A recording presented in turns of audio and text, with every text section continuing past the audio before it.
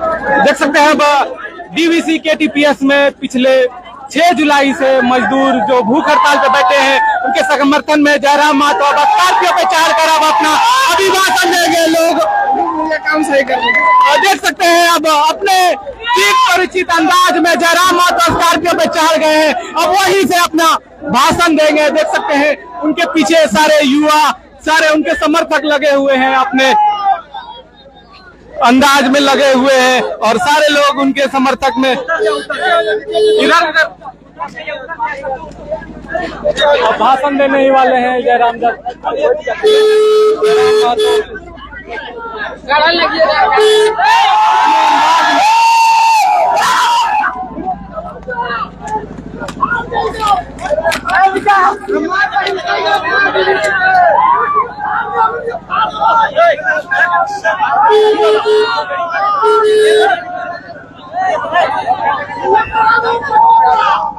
भैया जिंदाबाद जिंदाबाद जिंदाबाद भैया जिंदाबाद जिंदाबाद जिंदाबाद जिंदाबाद। देख सकते हैं उनके समर्थक अभी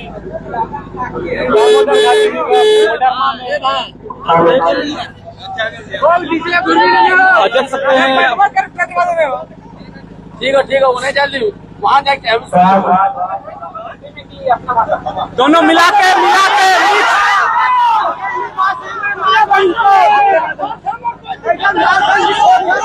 जयराम महतो अपना अभिभाषण देने के लिए बोलेरो पे अपने ही अंदाज में चढ़ चुके हैं और अपना अभिभाषण शुरू करने वाले हैं। आज सभा को संबोधित करने वाले हैं। देख सकते हैं उनके चारों ओर युवा अपने मोबाइल पे रिकॉर्ड करने के लिए बेताब है। कोडरमा थर्मल पावर प्लांट में 5 दिवसीय धरना के अवसर में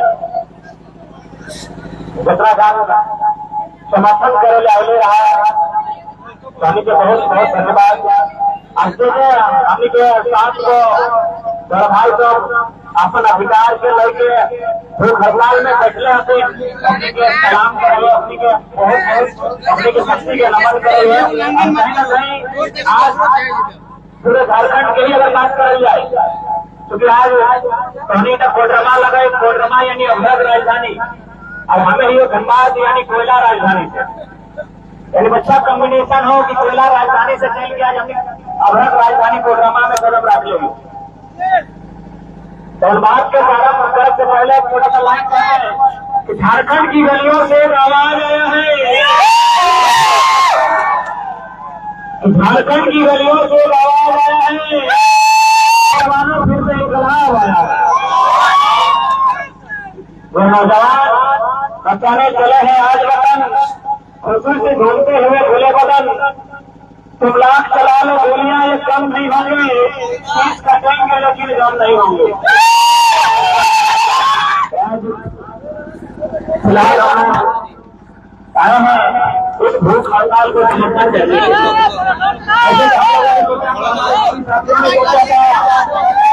हम लोग भूख हड़ताल में बैठे जितने भी भाई लोग हैं ज्यादा समर्थन देकर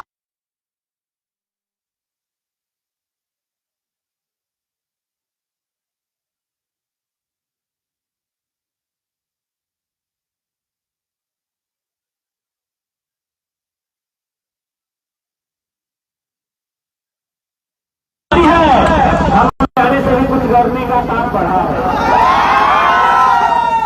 देख रहे हैं प्रशासन पुलिस की संख्या बढ़ाई जा रही है, अच्छी बात है, अच्छी बात है, अच्छी बात है। और यकीन मानिए मेरे जितने भी नौजवान हैं, जब भी कोई पुलिस की टीम की संख्या बढ़ती है ना तो हम लोग को बुरा नहीं लगता बल्कि हौसला बढ़ता है कि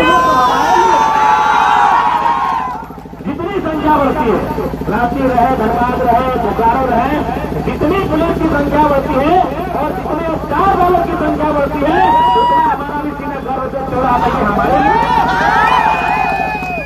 हम हैं क्या भाई, ना एक मुखिया है ना वार्ड है, लेकिन उसके बावजूद इतनी निगरानी, इतनी शक्ति, तो कहीं ना कहीं हमें गर्व होता है और ये भी अंदाजा होता है कि हम लोग कहीं ना कहीं सही काम को कर रहे हैं, कहीं ना कहीं हम लोग सही काम को कर रहे हैं। इस बात को हमें जानना होगा। आज क्योंकि बात है विस्थापन की, बात है जमीन अधिग्रहण की, क्योंकि आप कोडरमा थर्मल प्लांट में के आसपास बसिंदे हैं और हम भी यही डीवीसी की इकाई हमारे भी क्षेत्रों में तो है, एक बीटीपीएस और एक केटीपीएस, जिस प्रकार आपका केटीपीएस है। हमारे पास भी दो डीवीसी की यूनिट है, बीटीपीएस है छतरपुरा बोकारो में और बीटीपीएस है आपका बेरवा बोकारो में। यानी स्पर्श से आपकी पीड़ा को, आपके दर्द को हम भी भली भांति समझ सकते हैं कि हमारी ही जमीनें इसी प्रकार कंपनी के माध्यम से अधिग्रहण किया गया है और नौकरी गैर लोगों को बांटा गया है। आज क्योंकि 2 दिन पहले हम लोग सेल का धरना में बैठे थे। सेल की इकाई है बीएसएल, जो भारत की नहीं दुनिया की चर्चित कंपनी है, दुनिया में उस कंपनी की चर्चा है। वहां जब जमीन लिया गया था, जब गांव वालों की जमीनों का अधिग्रहण किया गया था, तब उस कंपनी की ओर से वादा किया गया था कि जब तक चिमनी में धुआं रहेगा तब तक रैयत के पास नौकरी रहेगा। आज मुझे लगता है कोडरमा थर्मल प्लांट की चिमनों में धुआं जल्द करता है कि नहीं?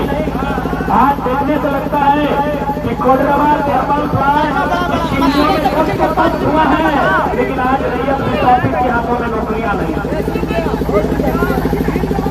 इसीलिए आज लड़ाई है, वह कब आज की लड़ैया है कि आज हम इस राज्य में इस राज्य के अलग करे खातिर, इस राज्य के निर्माण करे खातिर हमने अपन सारा चीज निछावर कर दिए। कभी जमीन जगह, कभी खेत खलिहान, कभी बारी धारी, आज बदले में हमें की मिल रही।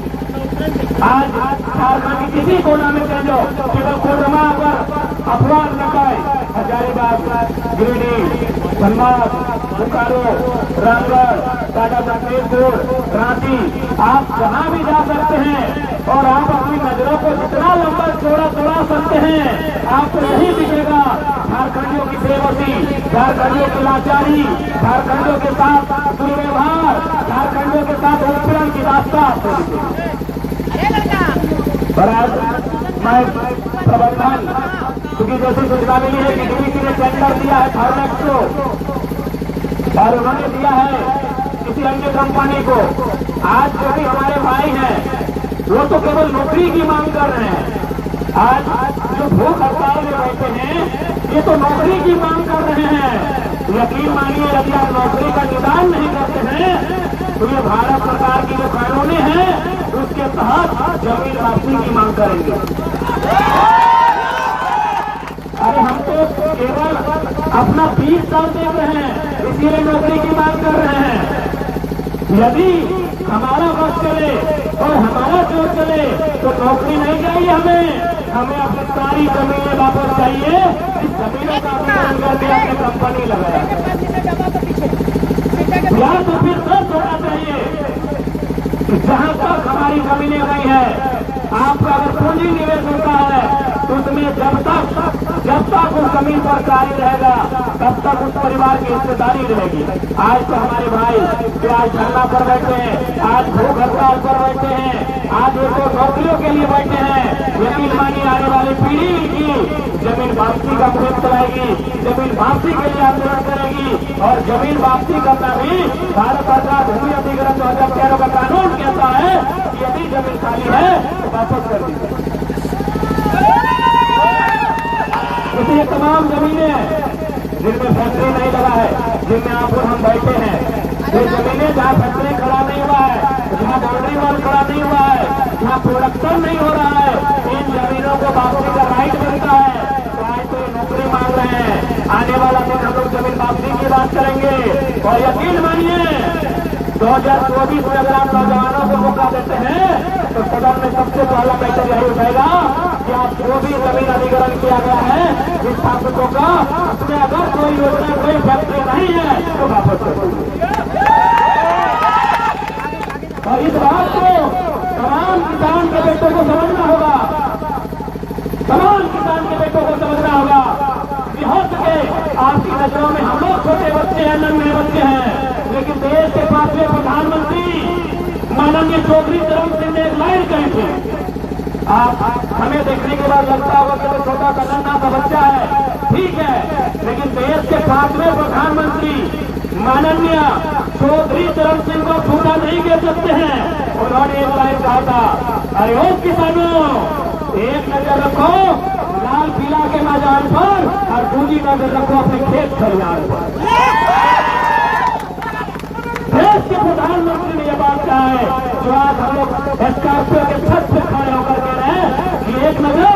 लाल किला के मचान पर और दूसरी अपने खेत खलिहान पर।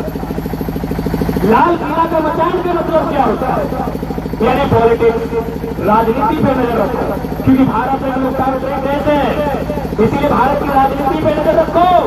तुम जिन नेताओं को चुनकर भेजते हो उन पर नजर रखो, नहीं तो कोई भी ऐसा नेता चुनकर जाएगा जो कंपनी की दलाली करेगा, आप तुम्हारी जमीनों को बेच देगा।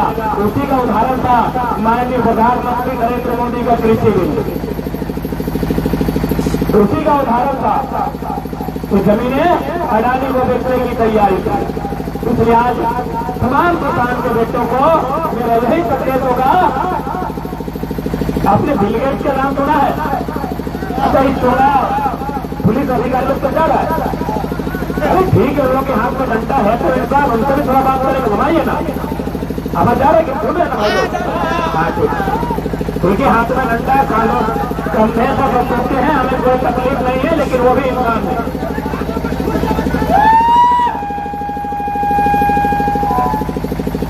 आपने बिल गेट्स का नाम सुना होगा।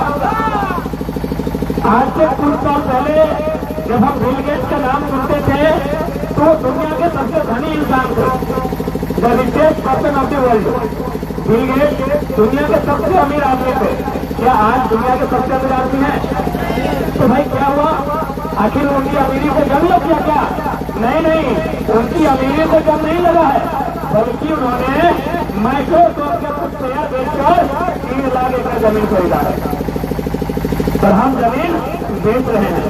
बिल गेट्स दुनिया के सबसे धनी इंसान, जिसको हम लोग दुनिया में सबसे धनी मानते थे, जापान के बिल गेट्स, जापान की है ना, दुनिया का सबसे धनी इंसान आज अपने माइक्रोसॉफ्ट के हिस्से को बेचकर 3 लाख एकड़ जमीन खरीदा है। 3 लाख एकड़ आप समझ सकते हैं, यानी आधा मोटामोटी आधा कोडरमा जिला। 3 लाख एकड़ जमीन यानी आधा कोडरमा जिला दूसरा जमीन खरीदा है। इसलिए आज हम कह रहे हैं कि लड़ाई जमीन की, इसलिए आज हम कह रहे हैं कि हमारी लड़ाई जमीन की लड़ाई है, क्योंकि ये नौकरी चाहे सियासत वाले रहे या सियासत वाले रहे, नौकरी 3 साल की है, 40 साल की है, उनके बाद इनको भी बत्तीस छोड़कर हल का भूखा भी करना होगा। ये नौकरी 30 साल की है, 25 साल की है, ये बिजनेस कब तक है? 50 साल, 60 साल, 2 साल।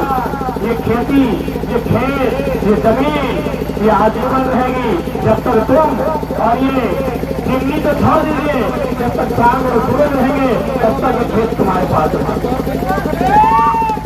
उस बात को दुनिया से धनी आपने बिल गेट्स से समझा है, लेकिन आज भी हमारे रैयत, आज भी हमारे विस्थापित, आज भी हमारे गांव में रहने वाले मेरे काका, मेरे जेठा, मेरे मौसा, मेरे मामा, मेरे फूफा, मेरे दादा नहीं समझ पाते हैं तो जमीन क्या है। कोई भी सभ्यता, कोई भी संस्कृति हवा में पैदा नहीं होती है, तो जमीन में पैदा होती है। इसलिए लड़ाई जमीन बचाने की लड़ाई है। आज हम जो लड़ाई लड़ रहे हैं तो जमीन की बचाने की लड़ाई लड़ रहे हैं। यदि जमीन बचेगा तो फिर हम भी बचेंगे। कुछ बात करते हैं विस्थापन की। आज जब हम लोग आंदोलन का स्टार्ट किए थे तो हमारा नारा था 1932 का हथियार। ये आंदोलन लंबा गया, कभी भाषा को लेकर, कभी 740 की योजना नीति को लेकर, कभी विस्थापन नीति को लेकर, तो कभी खनन नीति को लेकर लगातार हम लोग आवाज उठाए हैं। और आज पूरा उसी आवाज के उठाने के क्रम में आज आपकी अलग राजधानी कोडरमा आने का अवसर मिला है, क्योंकि आज हमारी शत्रुता किसी से नहीं है, हमारी शत्रुता लोगों के विचारों से है। अगर जो भी प्रबंधन है, आपने किसको टेंडर दिया मैटर नहीं, आपने किसको टेंडर दिया मैटर नहीं, क्योंकि जब आप विधायक के पासपों को पोसाल सकते हैं तो जिनका जमीन बड़ा है उन्हें अधिकार क्यों नहीं दे सकते? आप विधायक सांसद के पासपों को, उनके कार्यकर्ताओं को, उनके पार्टी के एजेंट को मैनेज कर सकते हैं तो जिनकी जमीनें आपने ली है, जिन्होंने अपना वो जमीन जिन पर पूर्वजों की धरोहर थी आपने अधिग्रहण किया है, तो फिर आप उन्हें अधिकार नहीं दे रहे हैं, ये अन्याय क्यों? जो भी प्रबंधन के लोग बैठे हैं, अच्छी बात है, आपकी सुरक्षा के लिए कैसे तो अन्य सब तैनात करते हैं, ये भी अच्छी बात है। लेकिन याद रखिएगा, इस दुनिया में कोई रहने के लिए नहीं आया है, इसलिए अन्याय और किसी पर शोषण इस प्रकार की प्रक्रिया प्रदान करने से बेहतर होगा। मैं प्रबंधन को यहाँ से चेताना चाहूंगा कि जिन लोगों ने जमीन दिया है, जिनके साथ आपकी रोटी चलती है, उस बात बताइए, चाहे प्रबंधन रहे चाहे या जितने भी पदाधिकारी हैं, यहाँ क्यों आए हैं? रोटी के लिए आए हैं। अरे ड्यूटी बाद में, अगर रोटी नहीं दी जाए, यदि पेमेंट नहीं दी जाए तो भाड़ में गई ड्यूटी। इसलिए जितने भी लोग आए हैं वो रोटी के लिए आए हैं। जितने पदाधिकारी हैं, चाहे कंपनी के हैं चाहे फोर्स के हैं, आप यदि रोटी के लिए आए हैं तो इस बात का ध्यान रखिएगा, इस जमीन पर कभी हमारी रोटी का उपज होता था, ये जमीनें कभी हमको रोटी प्रोवाइड करती थी। तो आपकी रोटी यहाँ पे मिलती है, आपकी रोटी डीवीसी के कारण मिलती है, तो हम रोटी खोजने के लिए क्या तुरंत महाराज जाएंगे? जब प्रबंधन की रोटी यहाँ से आती है, जब कैचर के तमाम जो जवान यहाँ ड्यूटी कर रहे हैं, इस कारण ड्यूटी कर रहे हैं कि रोटी यहाँ से आती है, तो भैया हमारी भी रोटी का सम्मान इसी फैक्ट्री से होना चाहिए, इसी कंपनी से होना चाहिए।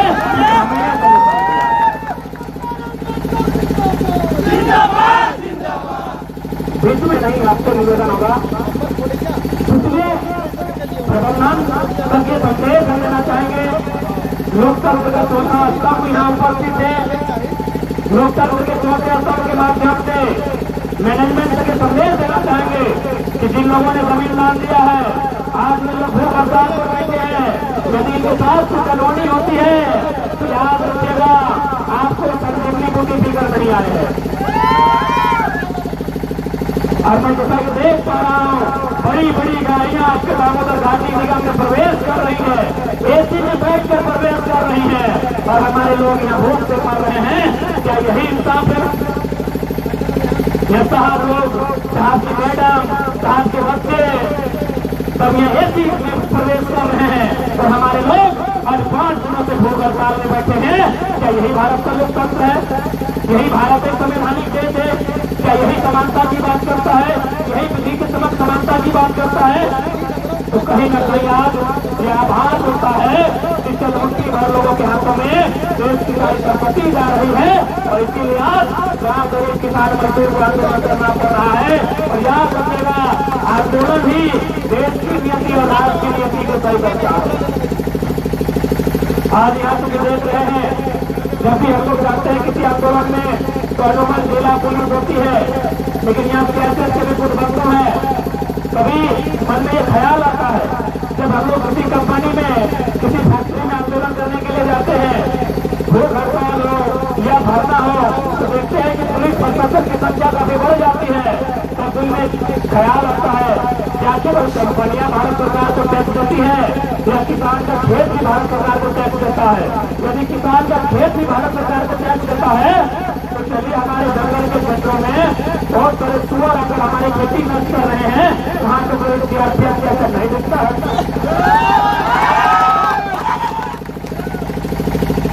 इसलिए मैं, क्योंकि यहाँ जितने भी पुलिसकर्मी तैनात हैं, चाहे स्टेशन के हैं या झारखंड पुलिस के हैं, भले आपकी ऊंचाई 170 सेंटीमीटर है, लेकिन आपके सीने में 12 सेंटीमीटर का दिल भी है, इस बात को याद रखिएगा। जितने सर लोग हैं पदाधिकारी, उनसे भी मेरा निवेदन होगा कि हमारी लड़ाई सिस्टम से है। हम जानते हैं हमारे लोग भी पुलिस में बहुत ज्यादा है, और आप लोग भी मिडिल क्लास फैमिली से हैं।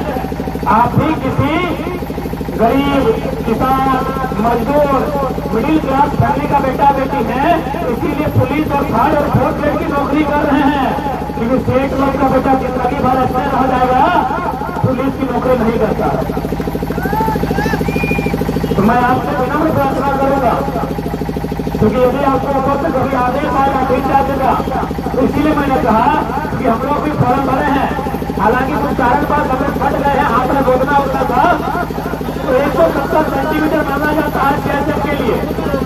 170 सेंटीमीटर की आपकी हाइट है, लेकिन 12 सेंटीमीटर का जो पुल है, आप उसमें छाप कर देखिएगा कि आज क्या व्यवस्था है। ये जो कंपनी आप देख रहे हैं, जिनमें आप ड्यूटी करने के लिए आए हैं, ये हमारे पूर्वजों की जमीनें हैं। इन पर हम लोग खेती करते थे, इस पर हम लोग अपना अनाज उगाते थे। आज हमारे पास कुछ नहीं बचा और एक तो मुठ्ठा नहीं, एक तो कट्ठा नहीं, एकड़ एकड़ हमारा जमीन अधिग्रहण किया गया है। तो हमें बताइए हम लोग कहाँ चले? हमने तो कोई सोना चांदी नहीं मांगा है, न इनसे हमने अधिकारी रैंक का सीएमडी मैनेजर का नौकरी मांगा है।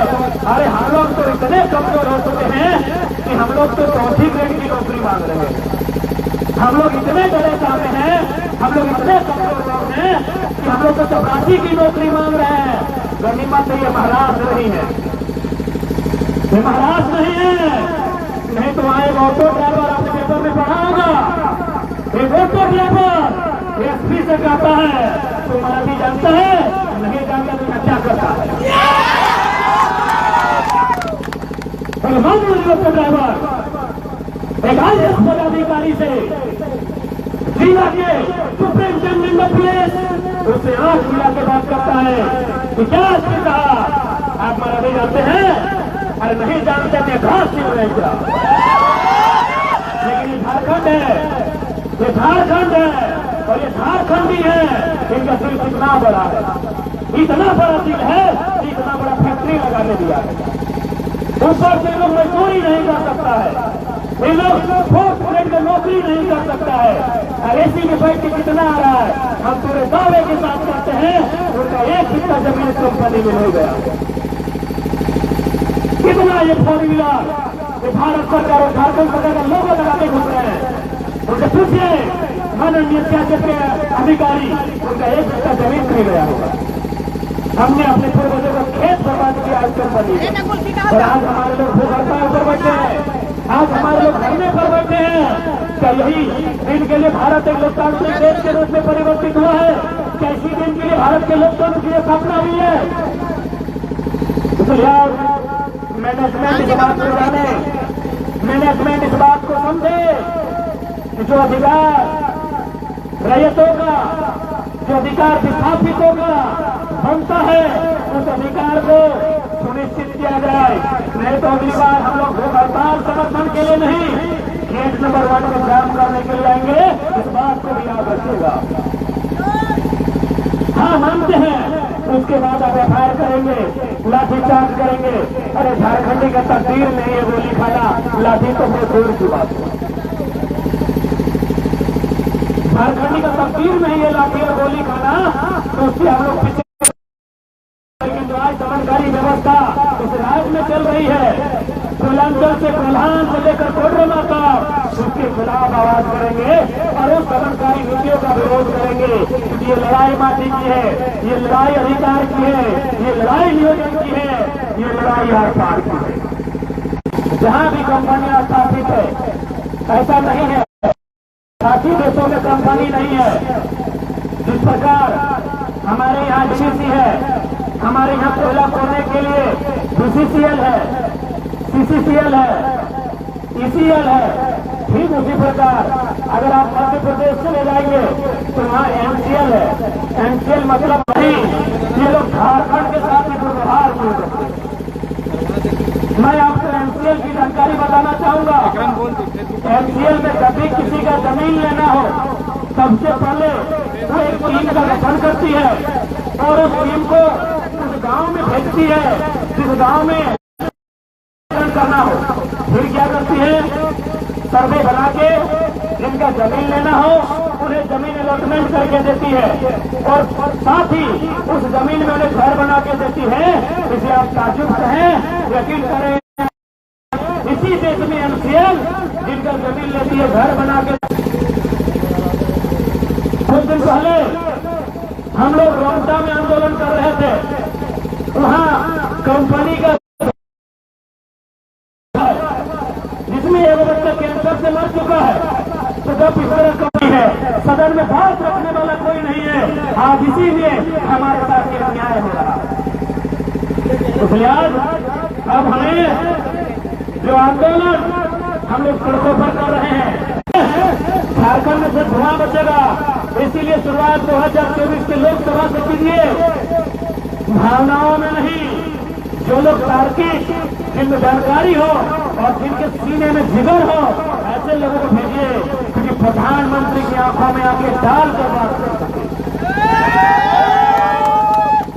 नहीं तो 20 सालों में झारखंड में धुआं बचे। अभी हाल फिलहाल हरियाणा में एक प्रोजेक्ट आया है तो बिजली बनाती है ना, ये डीवीसी बिजली बनाती है। हरियाणा में भी एक प्रोजेक्ट आया है बिजली निर्माण का। हरियाणा में जो प्रोजेक्ट आया है उसमें बिजली का प्रोडक्शन, बिजली के लिए कोयला जाना था झारखंड।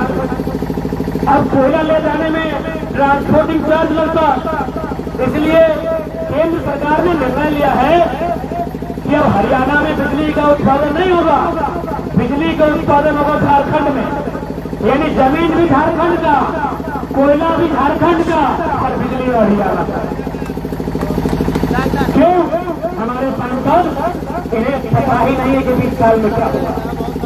आप पढ़े लिखे तो सोचिएगा, कोयला हमारा गया, फिर से जमीन अधिग्रहण होगा, मारपीट के भगाया जाएगा और बिजली बनाया जाएगा और सारा बिजली बेचा जाएगा हरियाणा का। जबकि जब कोयला आधारित बिजली का उत्पादन गिरिडीह वाले चाहे हजारीबाग वाले मुंह में पेट लगा तो तमाशा देख रहे हैं। इसीलिए भक्ति की सीमा को पार कीजिए कि मोदी का जो भक्ति का चश्मा उसे पार के फेंकिए, नहीं तो धुआं के अलावा आपकी जो आने वाली पीढ़ी, यानी गोड्डा में जो बिजली बन रहा है, अडानी प्राइवेट लिमिटेड कंपनी जो बिजली बना रही है उसका कोयला ऑस्ट्रेलिया से आ रहा है। कहाँ है गोड्डा? गोड्डा यानी झारखंड। बिजली कहाँ जाएगी? बांग्लादेश। ध्यान से सुनिएगा, यदि हम किलोमीटर में बांग्लादेश से ऑस्ट्रेलिया की दूरी और गोड्डा से ऑस्ट्रेलिया की दूरी नापेंगे तो सामने कौन आएगा? बांग्लादेश आएगा। रूस या 400 किलोमीटर